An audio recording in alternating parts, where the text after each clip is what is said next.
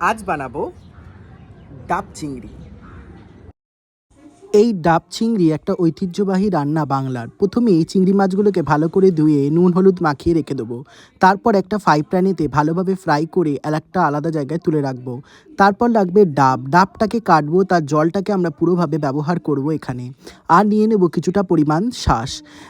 ডাবের জল, তার মধ্যে সাদা সর্ষে, তার মধ্যে পেঁয়াজ কুচি, শুকনো লঙ্কা, আদা রসুনের পেস্ট এবং দিয়ে দেব সেই শাঁস যেটা ডাবের মধ্যে ছিল।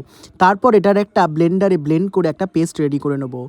প্যানেতে সামান্য পরিমাণ সাদা তেল দিয়ে ওই ব্লেন্ডারে থাকা সমস্ত পেস্টটা দিয়ে হলুদ গুঁড়ো, লঙ্কা গুঁড়ো, জিরে গুঁড়ো দিয়ে কিছুক্ষণ নেড়ে চেড়ে ওর মধ্যে দিয়ে দেব আমরা চিংড়ি মাছটা।